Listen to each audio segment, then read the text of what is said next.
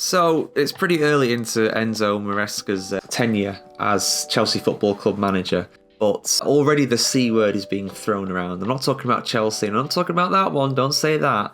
That's a bad word. I'm talking about the word crisis, because the Chelsea squad is bloated, to say the least. I don't even know how it's not exploded at this point, because maybe this is the explosion. Maybe this is the pressure that's just, the straw that's broke the camel's back, as it were. Because Raheem Sterling has taken the fact that he was not involved in either the starting 11 nor the substitutes yesterday during the match against Manchester City. He took that personally.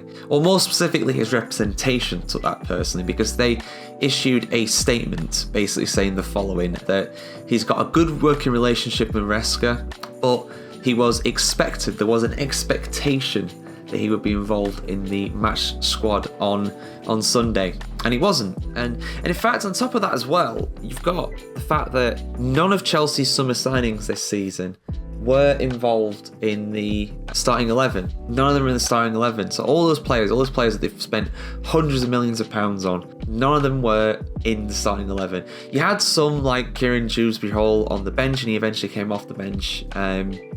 But yeah, that just shows you the level to which these guys are playing. Like the squad depth at Chelsea is as deep as the Mariana Trench. It is ridiculous. You've easily got over 40 players in the squad, and you've got a lot of big players like Arifa Balaga and Lukaku not even having numbers. Now, I know they're not going to play for the club, obviously, but they're good players. They have shown that they are, they can play. I mean, Kepa was on loan at Real Madrid last season, so he's not that bad.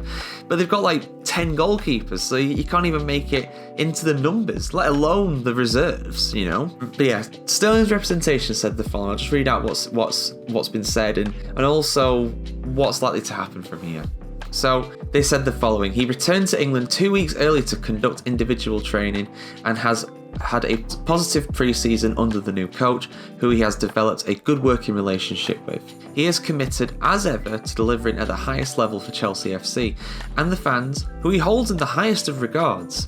And given his inclusion in an official club pre-match material this week, our expectation was that Raheem would be involved in this weekend's fixture in some capacity. As a camp, we have always had positive dialogue with and assurance from Chelsea Football Club in relation to Raheem's future at the club, so we look forward to getting clarity on the situation. Until then, we will continue to support Raheem's desire to start the new season positively. Maresca's come out and said as well that it's just a technical decision, there's nothing more than that, and I think the technicality is that he's got 50 players and he can't play them all. And I feel for Raheem, I do like him as a footballer. I think he's a great footballer, and a bit like Chelsea as a whole, he did struggle at the start of last season, but eventually he got better. He had an absolute shocker against Maresca's old side though, Leicester in the FA Cup, if you remember. I think he missed a penalty, didn't he? Hit it into Rose Edge. So, he's not at the best of times, to be fair, and the problem is that there's just so many players now.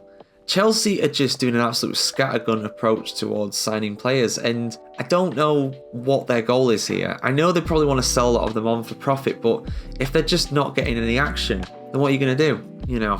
So Sterling probably needs to move on, and I think it's unfair on the guy, but at the end of the day, that speaks volumes. I do agree with his representation. If he's not involved, not even on the bench in the opening game of the season against Manchester City, the toughest match of the season pretty much, other than going to Man City away or Arsenal away or something like that speaks volumes.